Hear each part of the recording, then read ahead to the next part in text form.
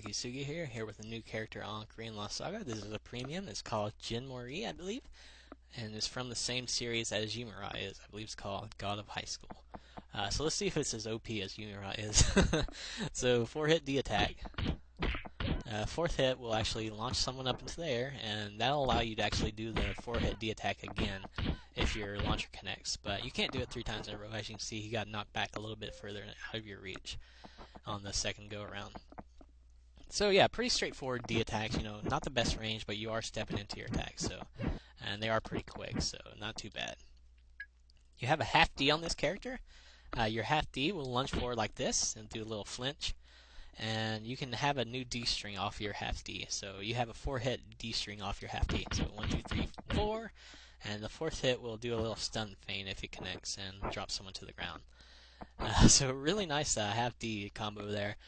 But we're not done with the half D combo. During your half D attacks, or after your first half D, you have the option to do 2 different attacks during your half D. You can press left, left, or right, right, either one, and you can do this little wind up double kick here. And if you do this at the end, you'll get a little bit more knockback than just if they're not fainted. As you can see there, it's a nice little knockback. But the best part of this thing is, let me go and show you. I gotta put on a different gear for this. If I can find the right gear tab. Oh, this is the wrong character. Musketeer doesn't need that gear. Actually, that would be okay for Musketeer. But you can see here, if you connect with your first hit of the left, left, or right, right, it works as a guard breaker. It broke the ice. So at any point during your combo, if you want to use this, this will work as a guard breaker for you, the first part of it. If you only connect the second part of the kick, it's not going to work as a guard breaker. So it's not a double guard breaker, but the first part works as guard breaker. Hard to explain that. So yeah, you can throw that out at any time during the combo. So think of like a Muay Thai kind of style of pressure you can use as a tactic behind this character. Might as well keep that helmet on for a minute. Also, you have an up, up, or down, down option during your half D. You can see this works as a little sweep and launches someone into the air. So at the end of the combo, you can use this sweep to launch someone into the air and do some combos. Because otherwise, your regular Ds or your half D will actually lift sometimes, but it's a little bit tricky getting it to lift all the time. But it's a little bit more reliable to do the sweep instead. We can go ahead and try the. Yeah, it's a little bit tricky. The up, up, and down, down attack does hit grounded, but you can see here it doesn't really launch them that high. But that could be good for teammates to pick up off that juggle, or it can be a nice little situational right next to the edging tool. So nice stuff with the half D there. So your half D is going to be a major part of your arsenal behind this character, especially with that sweet guard breaker. So moving on, we do have a hold D on this character, but we'll do that in a little bit. It's going to be a form change and adds new attacks.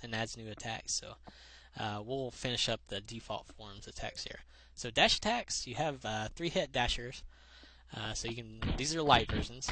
It's a 4-hitter. It's actually 3 hits of your D button, but the one attack works as 2 hits for 1 hit. And the 4th hit there will actually launch someone into the air, and you can juggle off of that. This does not lift off feint either, though, so you're going to have to be careful about your feints and not use the wrong attack. And you do have the option to press your hold D during your combos. You can start at the very beginning. You can see here, if you want to stop it there and get a nice easy feint, you can. But if you want to continue the combo with light attacks, you can. You can press your light attacks after your hold D, and that'll help you launch someone to the air. Or you can do, you can do 1 hit of your light attack, then the hold D, then the other light attack for a launcher. Or if you want to get really, really crazy, and this is pretty crazy here, you can hold D 3 times in a row, and watch how you can use this to your advantage. So you can feint 3 people in a row just by hold D 3 times in a row. Just think about the possibilities behind that. Even if someone blocks you, you can just keep hold D-ing at them, or you can change directions and feint other people. Pretty crazy set of attacks there with the dash attack. But yeah, you can see the options behind that are pretty tremendous. So moving on, jump attacks. So your regular jump attack without double jumping is going to do this little arrow style slam down, and you can press your D hit, air D 2 times after that. And that'll give you some nice stuff to work with. Otherwise, you can double jump. You'll you'll get these two little spin attacks in the air, which could potentially feint if you could really master it. But I don't know if that's possible or not. Maybe DevK is too short. But you can see both attacks do a half feint, so that's pretty nice. So potentially, if you double jump someone, you can actually follow it up with this light D jumper, and that'll guarantee you something out of that. Or maybe, you can do a lot of crazy stuff off of that. Half feints are pretty workable with jumps. You'll just have to discover it. I can't really practice it too much right now. So that's it for jumpers, and let's go ahead and check out our one defensive passive ability. It's going to be a counterattack. 2, 3, robot's getting all crooked. Look at him. He's hitting the wrong direction. That confused me. He got past my defenses by confusing me. Jerk. So it's a 2-hit counter. It knocks down. So pretty simple. So now we get to the passive. So you have a 35 bar passive, and it charges with whatever you're doing. If you swap, you do lose it. So you have to stay on the character to get it. Let me go ahead and freeze here and swap into it. So once you transform, you do a little slam down. That does break someone's guard if you transform.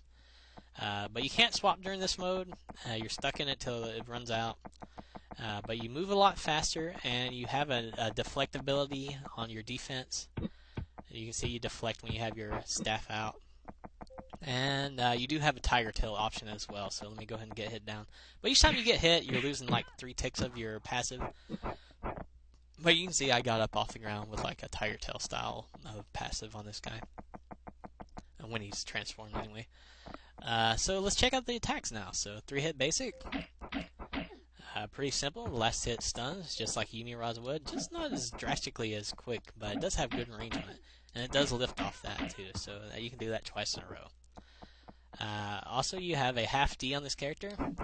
If it has any follow-ups, I haven't discovered them, but it looks like it's pretty much a simple knockback as far as I can tell. I can't really find anything crazy about it. There might be something crazy about it. I might have missed a lot of things behind this character. I don't know yet. I've looked for as much as I could. So the half D, it looks like it's just a frontal AoE kind of knockback thing with good range on it. I can't summon a whole crowd, unfortunately, because I can't bring up my menu or nothing. Let me see, maybe. I can't. Bummer. But we'll go into the other attacks here. So dash attacks. So these are your light attacks. So it's very quick and long range knockback, 2-hit knockback. So if the first hit attacks, it's just a little flinch. So your second hit isn't guaranteed, but you do get a really nice knockback out of it. I'll go ahead and show it on the pirate here. So really nice knockback. So potentially, if you like stun someone off your basic, you can do a 2-hitter off of that and get an easy edge. Otherwise, you have a hold D option behind your dasher, and this is a really crazy move as well. So your hold D dasher, as you see there, it's a really long range stun feint kind of move. You can see it does stun for a long time at really long range. So effective range is probably right around here. I would recommend doing it around there, so you can get some easy stuff off of that. This will actually go through crowds as well, so you can feint multiple people with this hold D runner. Let me go ahead and crowd up the robots here, since I can't bring up my NPC crowd. So you can see, stun pretty much all of them. Pretty crazy. So jump attacks, 1, 2. It looks like Hongil Dung's jump attack. Both hits work as half feints. A little bit tricky getting 2 hits. Maybe it's just because it's DevK, but I can't get that second bar out. So whatever. You also have a hold D jumper, and this will actually hit grounded and knock someone down. If this scar breaks, I do not know. I can't really test it without. I guess we can go ahead and show you the hold D, and we'll test that a second go around. So hold D, you can see it's your hold D is actually better than the half D. It uses your passive bar though.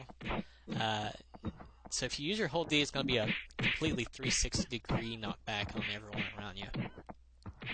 But we're out of the passive bar, and you can see it charging up there if you want to see how fast it charges. It doesn't charge that fast. You can see if you swap, it does go away, so one thing to keep in mind. So let's go ahead and put the skills back on and show you the skills. This video is so long because this guy has so many attacks. So let's go ahead and show the skills here. So weapon skill. Your weapon skill is a little bit funny. I'll show you the second go around why it's funny. But right now it's fully charged with a red kind of wing skill icon there. You draw a frontal fireball kind of thing that does fall damage. But you can see right there it has a double charge. So right there, once it's fully charged, you can actually use it. But if you allow it to charge a little bit more, it's going to give a better effect. Let's go ahead and compare the effects. So Defcage is a little bit low health. Let's go ahead and respawn him. So I'm going to show you the red effect and then show you the blue effect. So here's the red effect, the second charge of it. Charges on its own. So you can see it's knocking him back pretty far. But if I use the blue effect, I'm going to show the blue effect again here.